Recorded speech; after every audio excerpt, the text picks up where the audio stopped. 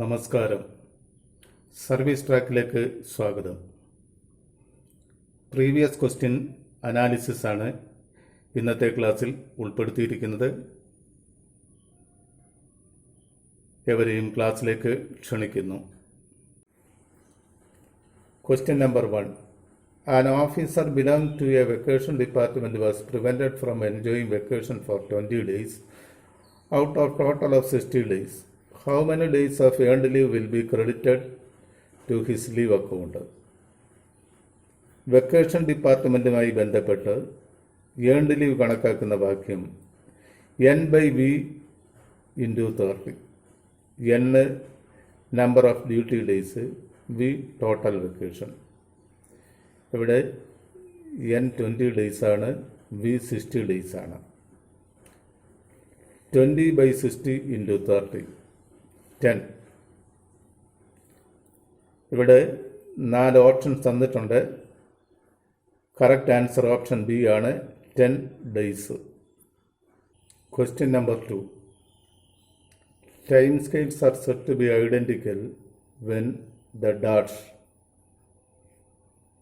2 time സ്കെയിലുകൾ identical ആണെന്ന് പറയണമെങ്കിൽ ആ ടൈം സ്കെയിലുകളുടെ മാക്സിമം, മിനിമം, ഇൻക്രിമെൻ്റ് നിരക്ക്, പീരീഡ് ഓഫ് ഇൻക്രിമെൻ്റ് ഇവയെല്ലാം തുല്യമായിരിക്കണം.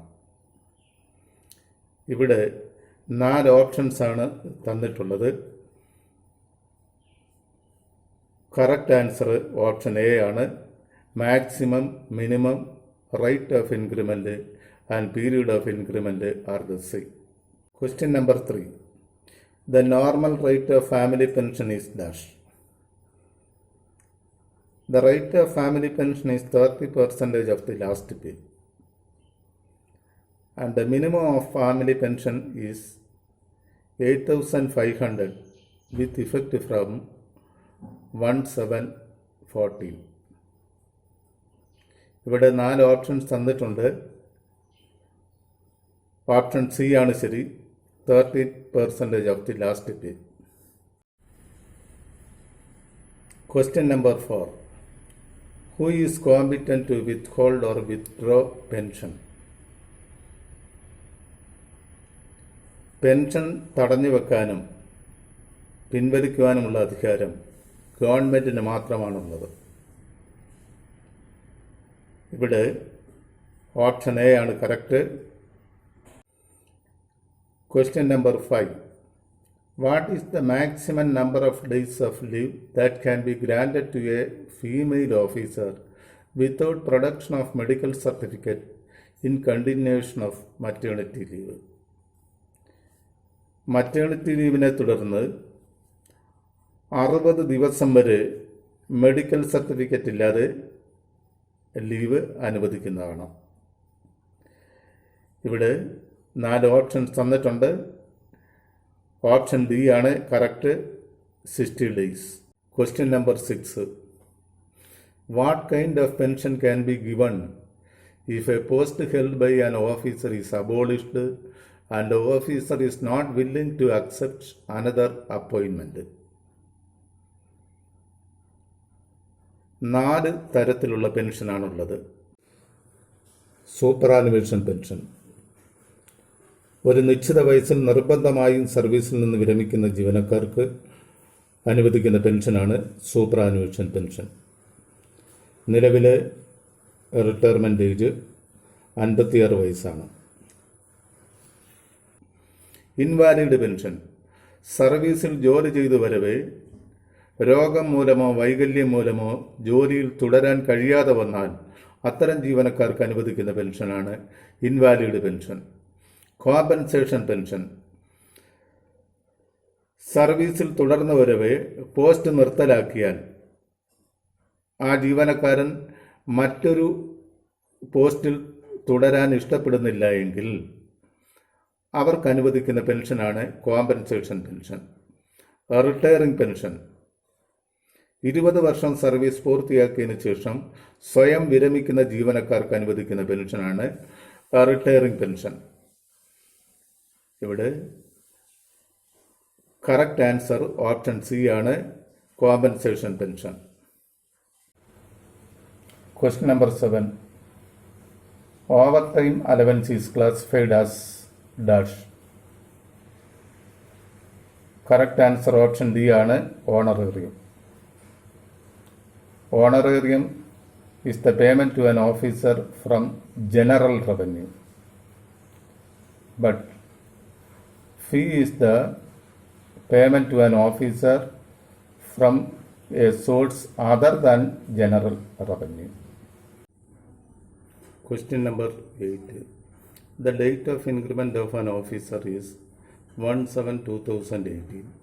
He was on leave without allowance, without medical certificate for 50 days from 1/8/2018. He would get his next increment on dash. Medical സർട്ടിഫിക്കറ്റിലല്ലാതെ എടുക്കുന്ന ലീവ് വിത്തൗട്ട് അലവൻസ് ഇൻക്രിമെൻറ്റിന് കണക്കാക്കത്തില്ല. എത്ര ദിവസം LW എടുത്തോ അത്രയും ദിവസം നോർമൽ ഇൻക്രിമെൻ്റ് ഡേറ്റിൽ നിന്ന് മുൻപോട്ട് കൂട്ടി വരുന്ന മാസം ഏതാണ് അതിൻ്റെ ആദ്യം ഇൻക്രിമെൻ്റ് ലഭിക്കുന്നതാണ്. ഇവിടെ 50 ദിവസമാണ് LW എടുത്തിരിക്കുന്നത്. അടുത്ത ഇൻക്രിമെൻ്റ് വരേണ്ടത് 1/7/2019 അപ്പോൾ 1/7/2019 50 ദിവസം കൂട്ടുമ്പോൾ വരുന്നത് 20/8/2019 ആ മാസത്തിൻ്റെ ആദ്യ ദിവസം തന്നെ ഇൻക്രിമെൻ്റ് ലഭിക്കുന്നു. 1/8/2019 ഇൻക്രിമെൻ്റ് ലഭിക്കും. ഇവിടെ ഓപ്ഷൻ ബി ആണ് കറക്റ്റ് ആൻസർ. Question number 9.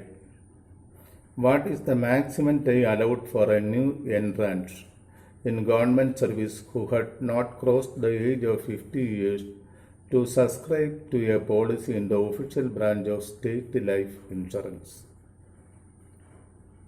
പുതിയതായി സർവീസിൽ പ്രവേശിക്കുന്ന 50 വയസ്സിൽ താഴെയുള്ള ജീവനക്കാർ ഒരു മാസത്തിനുള്ളിൽ state life insurance policy എടുത്തിരിക്കണം.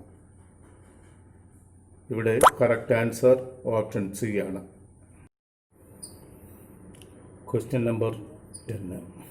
An officer joined service on 1/7/1986 and retired on 31/7/2018. If his qualifying service is 28 years, 5 months and 27 days and average emoluments rupees 81,000, what would be his monthly pension? Pension കണക്കാക്കുന്ന വാക്യം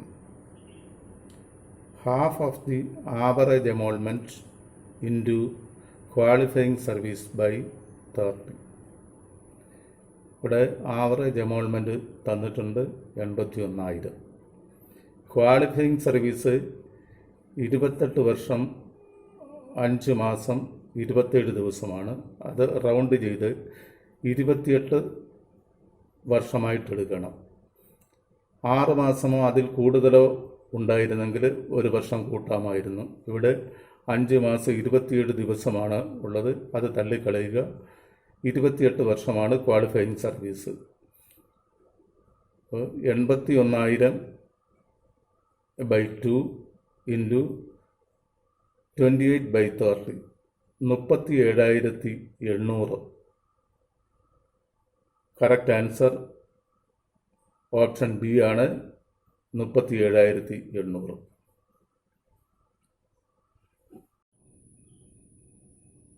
ഇന്നത്തെ class ഇവിടെ അവസാനിക്കുന്നു. വീണ്ടും അടുത്ത ക്ലാസ്സിൽ കാണാം. നന്ദി, നമസ്കാരം.